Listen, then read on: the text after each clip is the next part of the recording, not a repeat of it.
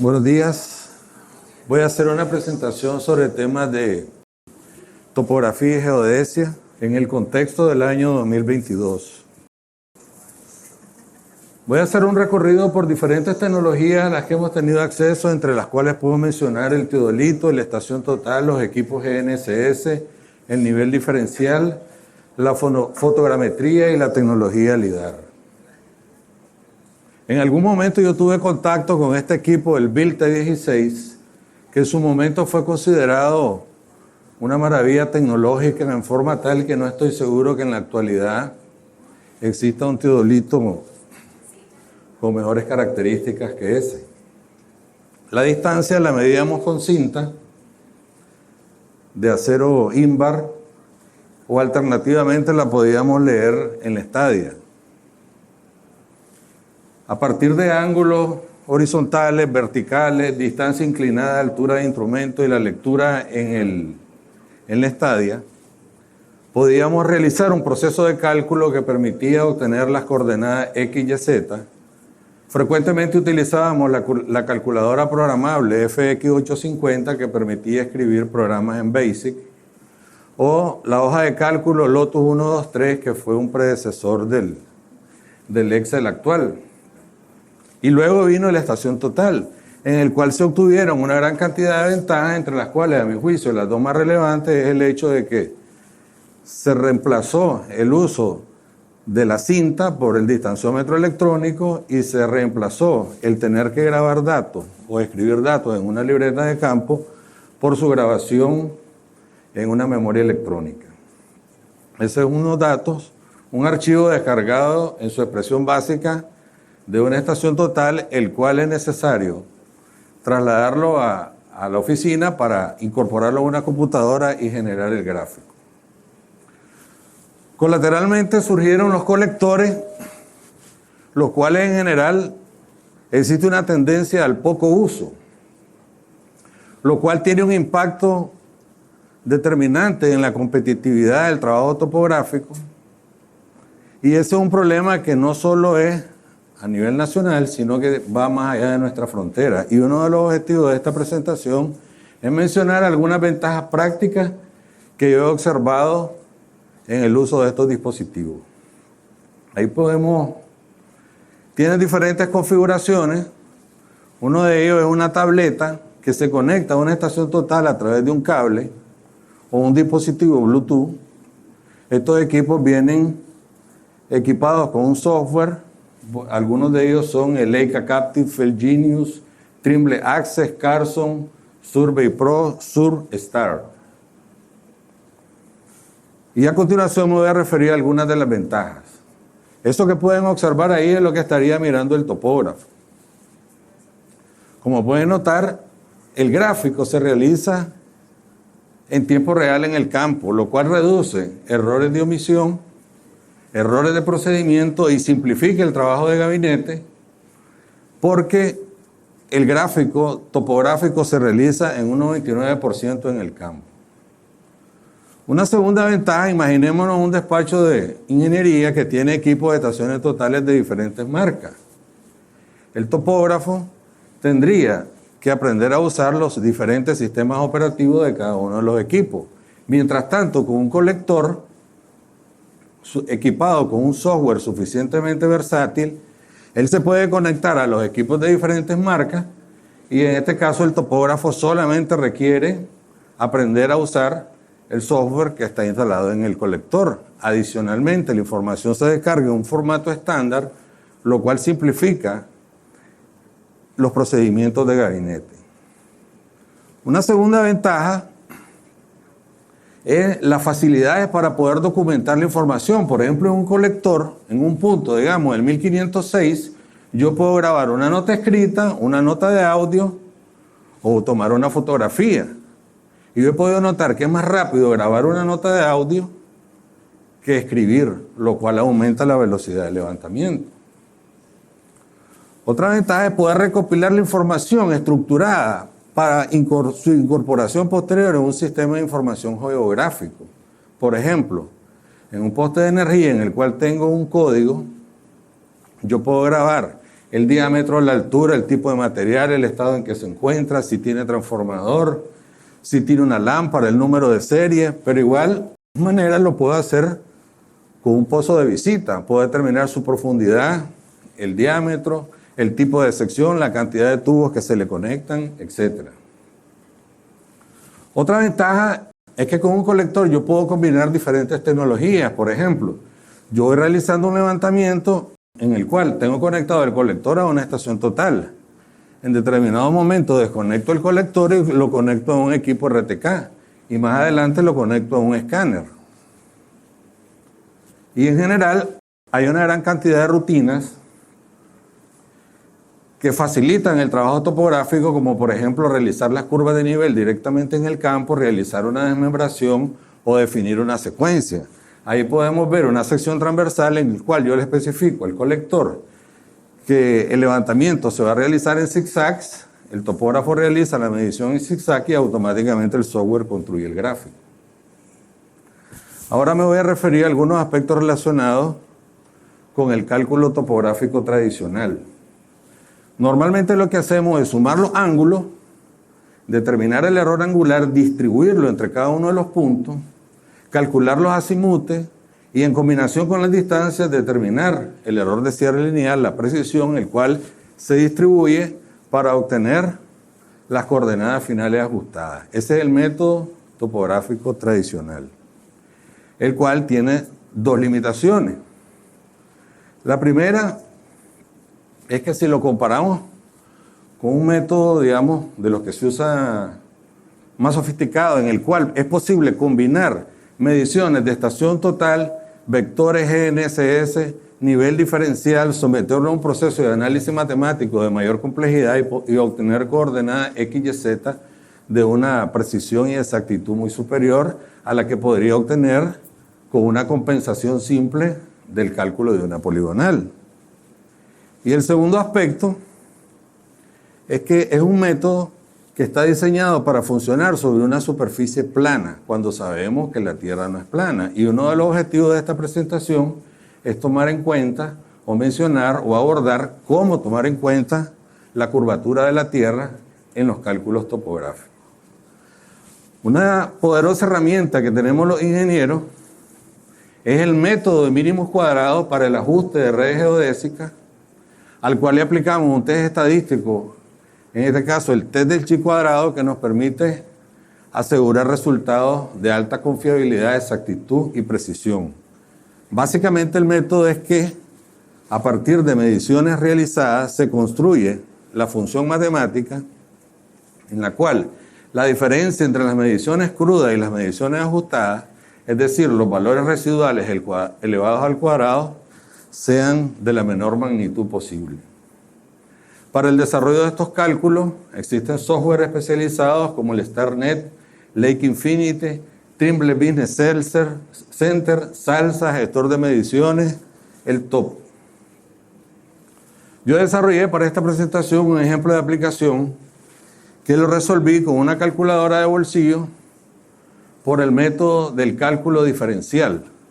Luego lo resolví por métodos matriciales que son más convenientes para desarrollar programas de computadora y finalmente lo desarrollé un ejemplo práctico utilizando un software especializado. Por razones de espacio, porque es un tema extenso y complejo, lo tuve que extraer, pero está disponible para abordarlo en una segunda oportunidad en el caso que haya interés. Entrando al tema de la curvatura de la Tierra, sabemos que no es plana, que no es una esfera perfecta. Nos han dicho que se parece a un huevo y en general los geodestas han propuesto representarla a través de un sólido de revolución construido a partir de una elipse, en el cual hay una relación de achatamiento, un semieje mayor, un semieje menor, y en general es un modelo matemático en el cual podemos obtener las coordenadas X y Z de la superficie del elipsoide. Seguramente este es un tema que es familiar para los estudiantes que llevan la clase de geometría analítica. Un segundo concepto es el geoide, que es una superficie equipotencial que está gobernada por la ley que establece que la atracción de los cuerpos es proporcional a las masas e inversamente proporcional al cuadrado de la distancia. En general, él se puede representar a través de, coincide con el nivel del mar, y en las montañas consistiría en la prolongación del nivel del mar. Es como que imaginemos un planeta en el que solamente hubiera agua. Debido a que los niveles están determinados por la distribución de las masas en la Tierra, tiene una configuración variable, lo cual se puede observar en el gráfico que está en la pantalla. Ahí podemos ver un corte en el cual el geoide coincide con el nivel del mar, el elipsoide, que es la figura matemática o el modelo matemático, tiene una diferencia que puede alcanzar hasta los 80 metros y se conoce como ondulación del geoide. Para obtener la ondulación del geoide es necesario recurrir a un modelo geoidal. Existen modelos geoidales nacionales, por ejemplo Suiza tiene su propio modelo geoidal de alta exactitud, pero alternativamente podemos recurrir a un modelo geoidal mundial que tiene una precisión menor y nos puede dar un error que puede inclusive alcanzar hasta 1 metro. Esa es una visualización del software ampliamente conocido del Google Earth, que nos permite navegar sobre el globo terráqueo seleccionando entre 2 opciones: usar coordenadas geográficas en grados, minutos y segundos o utilizar coordenadas planas UTM, norte, este y elevación. La proyección UTM es el resultado de idealizar la superficie curva como una superficie plana. Lo podemos imaginar como desarmar la corteza de una naranja y proyectarla sobre una mesa. Lo que hace la proyección UTM es que a partir de un cilindro que va rotando sobre el elipsoide se generan varias franjas. En este caso lo divide en 60 zonas horarias. Con esa división se reduce la deformación, pero siempre esa deformación existe y es necesario tomarla en cuenta en los cálculos topográficos a través de un parámetro que se conoce como el factor de escala. En el caso de Nicaragua estamos en la zona 16 y la parte de Bluefield y Puerto Cabeza estamos en la zona 17. Un concepto importantísimo es el meridiano central, que se encuentra en el centro de cada zona, 3 grados al límite izquierdo, este y oeste. Una de las preguntas más comunes es: ¿por qué no coinciden las mediciones realizadas con estación total versus GNSS? ¿Y cómo lo resuelvo? Sobre este tema, lo siguiente. La medición con estación total es sobre el terreno a la altura sobre el nivel del mar que nos encontremos. La medición con GNSS o GPS es sobre el modelo matemático que me refería anteriormente, denominado elipsoide. Y a partir de él, con un procedimiento matemático, es posible obtener la distancia proyectada. Para pasar de distancia horizontal a elipsoidal es necesario utilizar un factor de escala por altura, y para pasar del elipsoidal a la proyectada es necesario utilizar un factor de escala cartográfico. ¿Por qué es importante esto? Que no coinciden esas mediciones. Porque el problema es que hay bastantes personas que no se han enterado de eso. E inclusive recientemente tuve a la vista 2 publicaciones en internet en la cual se hacen mediciones combinadas de estaciones totales con GNSS sin tomar en cuenta los factores de escala, lo cual es un grave error conceptual y de procedimiento, y por eso es importante hacer un esfuerzo por divulgar este aspecto. Voy a abordarlo de una manera más sencilla con un ejemplo práctico. Vamos a suponer que estamos en la ciudad de Estelí, a 846 metros sobre el nivel del mar y 70 kilómetros del meridiano central. Yo hago una medición con estación total entre un punto A y un punto B y obtengo 1 kilómetro. Luego utilizo equipos GNSS de grado topográfico que lo ubico en los 2 puntos extremos, obtengo las coordenadas proyectadas, aplico el teorema de Pitágoras y obtengo la distancia. Entonces, el objetivo de este ejercicio es determinar cuál es la diferencia entre ambas mediciones. Y para obtener ese resultado es necesario desarrollar 3 pasos. Paso 1, calcular el factor de escala por altura, que no es más que la relación entre el radio de la Tierra y la sumatoria del radio de la Tierra más la altura, sobre el nivel del mar, que es 846 metros. Paso número 2, determinar el factor de escala cartográfico, que se puede obtener realizando un proceso matemático o intersectando el gráfico que ahí se muestra. Y el paso 3 es multiplicarlo para obtener el factor de escala combinado, que me da .99956 multiplicado por el kilómetro, me daría una medición con GNSS de 999.56, que representa una diferencia de 44 centímetros en 1 kilómetro, que equivale a 4.4 centímetros en 100 metros. Pero eso es en Estelí.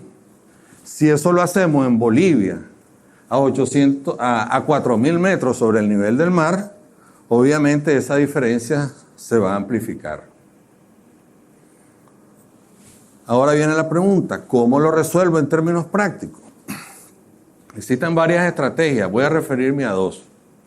Vamos a suponer que tenemos un proyecto de carretera de 30 kilómetros y lo dividimos en 3 tramos de 10 kilómetros. En el centro de cada tramo yo puedo calcular el factor de escala combinado con la metodología que mencioné anteriormente. Y eso lo introduzco a la estación total. Lo puedo hacer directamente a la estación, lo meto al colector como se muestra en el gráfico de en medio, o lo hago en el software de postproceso una vez concluida la medición.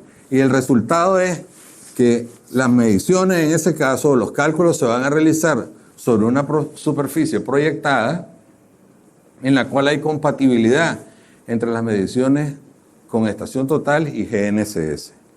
Una segunda estrategia es el proceso inverso, que es hacer funcionar el GNSS en un plano topográfico local. Eso se hace a través de un procedimiento que se conoce como calibración de sitio, en el cual es necesario establecer una serie de puntos con estación total y a continuación realizar la medición de esos mismos puntos con GNSS.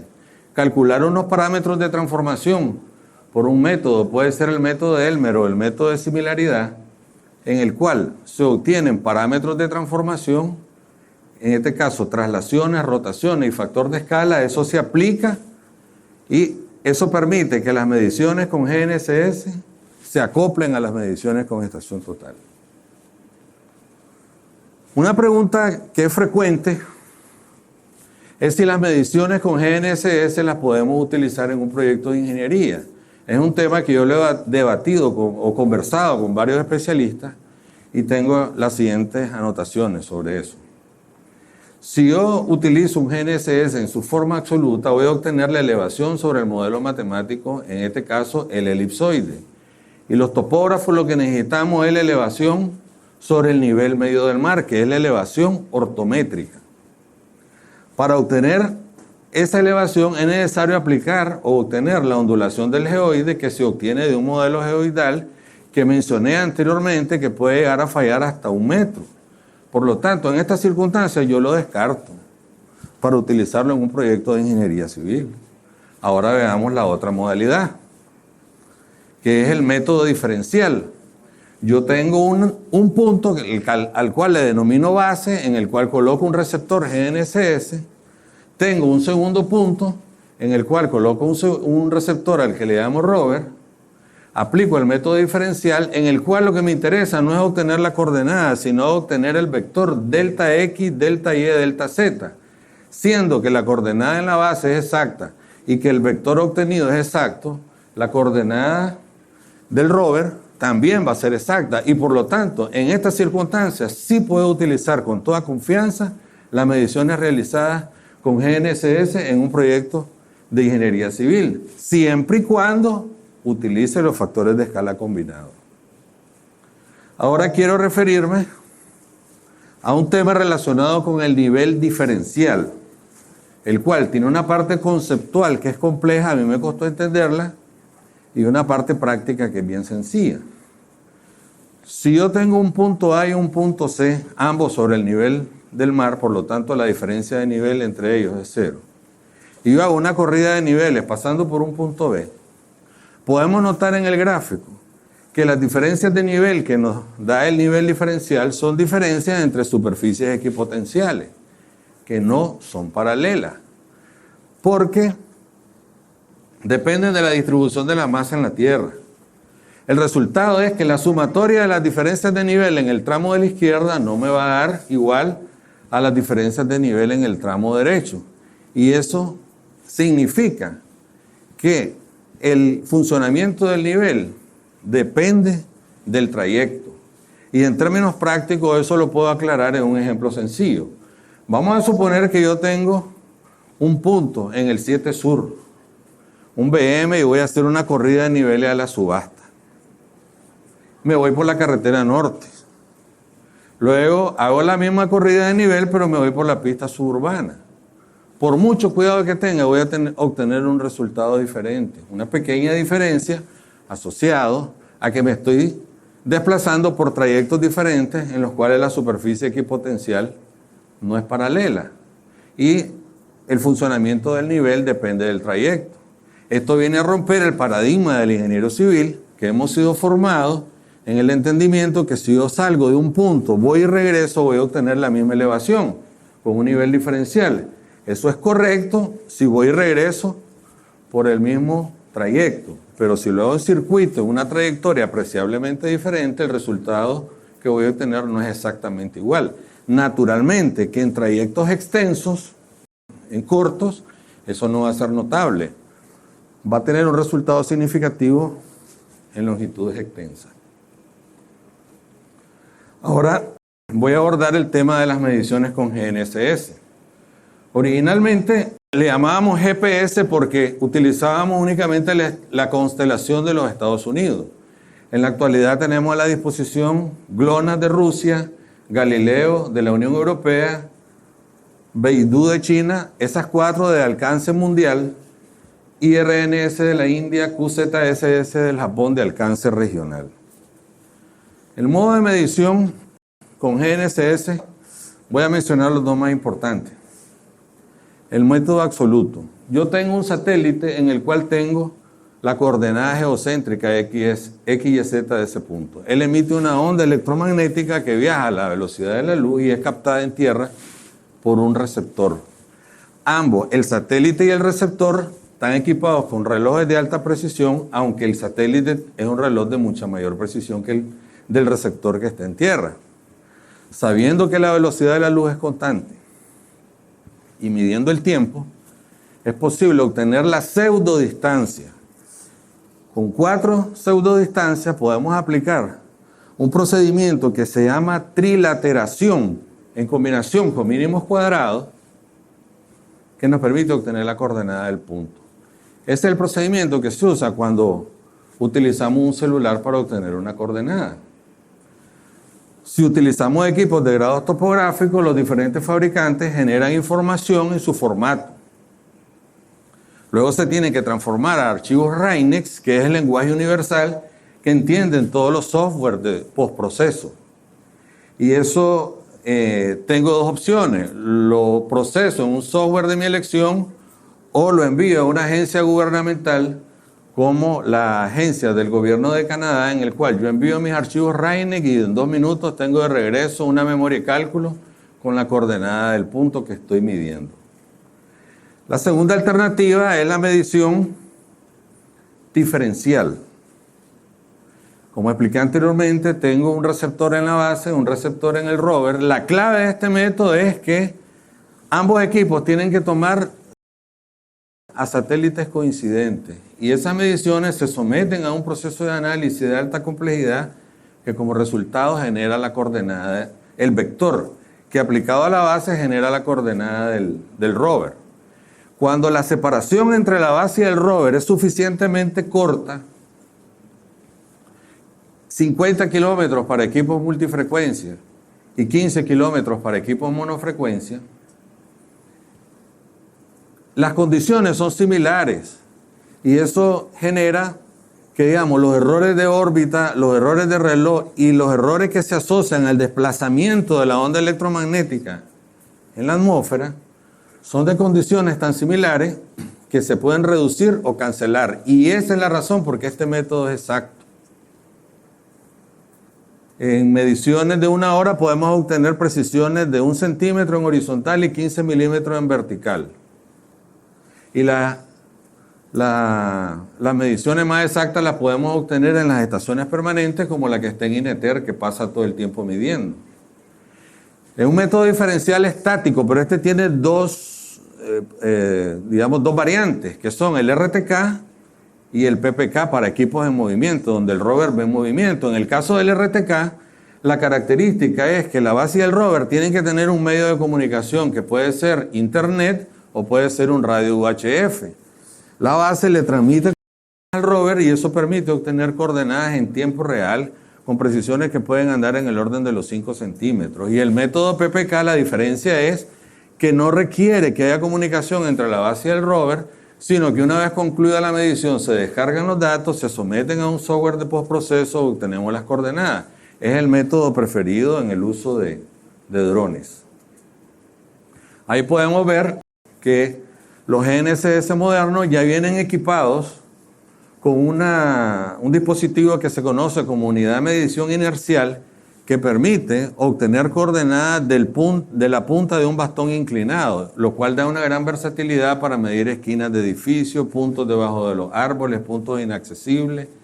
Y yo he podido notar que si a un topógrafo se le equipa con un RTK, con una unidad de medición inercial y un colector de datos que permite generar los gráficos directamente en el campo, se obtienen eficiencias de levantamiento verdaderamente sorprendentes. Ahora me voy a referir al tema fotogramétrico, que es la técnica que nos permite obtener información a partir de fotografías bajo un principio que se conoce como estereoscopía. Hago la relación que no es igual, no es sinónimo de drones, porque hay referencia de las técnicas fotogramétricas desde los años 50 del siglo pasado, y los drones es una tecnología reciente. Además, la fuente de información de obtención de la fotografía puede ser muy variada. Pueden ser equipos tripulados como helicópteros o aviones, o simplemente tomar fotografías en tierra con cámaras que podemos aplicar el principio estereoscópico, por ejemplo, en relación a un edificio, y a partir de ahí generar información geométrica.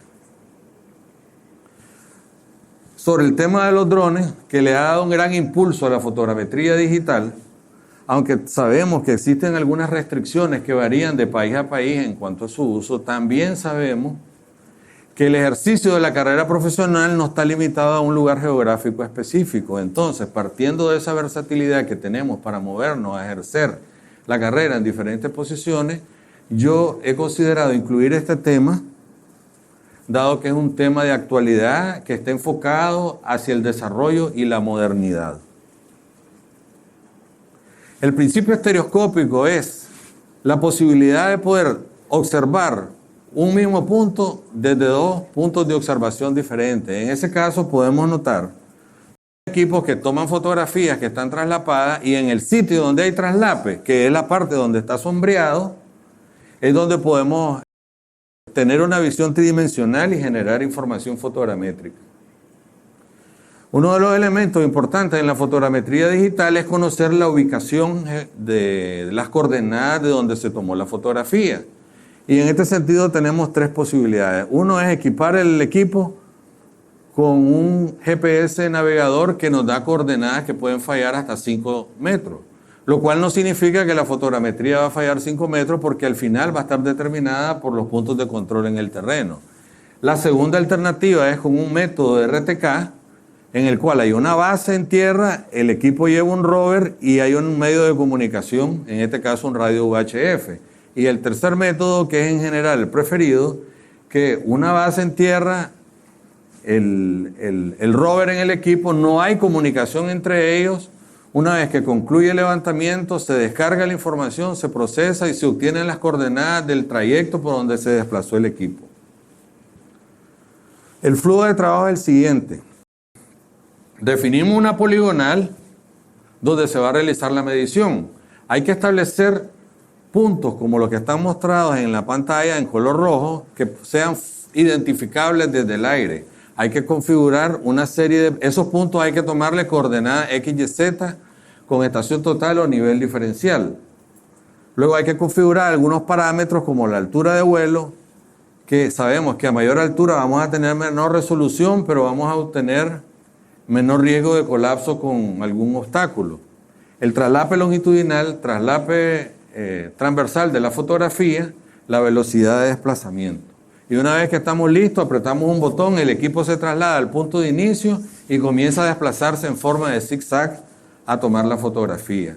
Una vez que concluye la medición, descarga la fotografía, podemos notar que las fotografías son en formato estándar JPG y cada una de ellas tiene una coordenada con latitud, longitud y altura. Luego viene el postproceso, que tiene 3 pasos. Paso 1 es importar las fotografías en el software. El paso 2 es importar las coordenadas. Y el paso 3 es pinchar las fotografías para establecer una correlación entre los puntos de control y la información geométrica de la fotografía. Y una vez que está listo, usted manda a generar el proceso, que se realiza un proceso que se conoce como aerotriangulación, en el cual se combina con métodos de mínimos cuadrados, y eso puede tardar desde horas a días, dependiendo del tamaño del trabajo y de las capacidades de nuestro equipo de cómputo. Los productos que se obtienen son un informe técnico, ahí podemos notar un ortomosaico, que es una colección de fotografías cosidas, pero si usted lo imprime es un gráfico a escala, el modelo digital de superficie en el cual es posible observar las elevaciones de la parte superior de los edificios, la parte superior de los árboles, la superficie del terreno, y es posible desarrollar un proceso de clasificación de puntos para a partir de ahí generar los planos de curvas de nivel. Las consideraciones que yo tengo sobre lo que he observado de este método es lo siguiente. Lógicamente que genera excelentes productos que se pueden obtener con procedimientos de campo simplificado, pero la velocidad de trabajo en gabinete no es tan rápida. La principal desventaja que tiene es que no se puede medir curvas de nivel debajo de los árboles. Si usted manda a realizar un levantamiento fotogramétrico sobre un área boscosa, lo que va a obtener son los niveles de la parte superior de los árboles y no las curvas de nivel del terreno, que es lo que generalmente nos interesa. Y la otra desventaja es que la precisión, si bien es cierto el software te puede indicar que la precisión en la cercanía de los puntos de control es exacta, la verdad es que en la medida que te alejas de los puntos de control, eso puede ir más allá de los 10 centímetros. Y en mi opinión, esto se puede utilizar para un estudio hidrológico, hidrología superficial, hidrogeología, impacto ambiental, inclusive para diseñar redes de tuberías a presión, pero yo no lo usaría para redes de alcantarillado que funcionan por gravedad o el análisis o el estudio de movimiento de tierra de un proyecto donde 15 centímetros de error puede generar un efecto determinante en el flujo financiero del proyecto. Y cierro la presentación abordando el tema de la tecnología LIDAR, que es un tema de mucha actualidad. El principio es el mismo de la estación total. Se emite un rayo que va y regresa, se conoce que la velocidad es constante, midiendo el tiempo es posible obtener la distancia, que en combinación con ángulos verticales y horizontales se puede obtener la coordenada X, Y, Z de un punto en el espacio. La diferencia con la estación total es cuando yo aprieto un botón obtengo la coordenada de un punto. Pero en tecnología LIDAR existen algunos escáneres en los cuales en un segundo yo puedo obtener 2 millones de puntos, dependiendo de las características del equipo. Existen algunos dispositivos que se pueden colocar en un dron y realizar un levantamiento con drones, el cual, a diferencia de la fotogrametría, él sí encuentra, el rayo encuentra la manera de espacios vacíos entre las hojas de los árboles. Y por lo tanto, usted los manda a volar a una área boscosa y va a obtener las curvas de nivel del terreno. Se obtienen precisiones en el orden de los 5 centímetros, mucho más confiable, obviamente, que la fotogrametría, pero son equipos de alto costo y obviamente el riesgo es elevado, pues, por el riesgo de colapso. Luego, el LIDAR terrestre, me voy a referir a un proyecto en el que estuvimos trabajando. realizamos el levantamiento de un complejo industrial, uno de los más grandes de Nicaragua, ubicado en la carretera Masaya, en la cual levantamos 16.000 millones de puntos. Inicialmente se estableció una red de control horizontal en la cual horizontal y vertical, en la cual combinamos mediciones de vectores GNSS, estaciones totales, nivel diferencial. Eso se sometió a un método de análisis y de ajuste por mínimos cuadrados. A partir de ahí se generaron los puntos de control en las paredes de los edificios y se generaron varios grupos donde se realizó el proceso de escaneo. ¿Por qué lo hicimos de esa manera? Porque el escáner, aunque es un equipo de alta exactitud, también está afectado por la ley de propagación de los errores, que nos dice que en la medida en que nos alejamos de un punto, el proceso de la precisión tiene una tendencia a disminuir. Y una manera de corregir ese efecto es establecer una red de control. El postproceso nos genera un informe técnico. En este caso se obtuvo un levantamiento con una precisión de 3 milímetros. Entonces imaginémonos la ventaja que tiene para el dueño de una industria tener toda su industria montada en un modelo digital dentro de su computadora, en la cual están paredes, puertas, ventanas, cielos rasos, techo, piso, tuberías industriales, maquinaria con una precisión de 3 milímetros. El uso que le puede dar para trabajos de operación y mantenimiento o para proyectar remodelaciones de las edificaciones. El flujo de trabajo ahí podemos ver al topógrafo que está tomando la coordenada de un punto a partir de la red de control. Ahí podemos ver el topógrafo con un escáner, está equipado con una tableta que es una tableta de altas prestaciones. Él lo que tiene que tener cuidado es que al ir moviendo el escáner logre tomar puntos en común, ya que el radiado se efectúa, el enlace entre nubes se realiza nube a nube en función de puntos coincidentes. Y luego eso se lleva a un software de postproceso en la cual se hace el armado total y se verifica cada uno de los enlaces. Es posible conocer la precisión de cada uno de los enlaces. Me refiero a enlaces, la conexión entre dos puntos donde se estableció el escáner y la precisión general, que como mencioné anteriormente, en este caso dio 3 milímetros. Y una vez construida la nube de puntos, eso se puede pasar a un software del tipo Revit o Archicad, en el cual es posible generar planos de secciones, elevaciones, etc.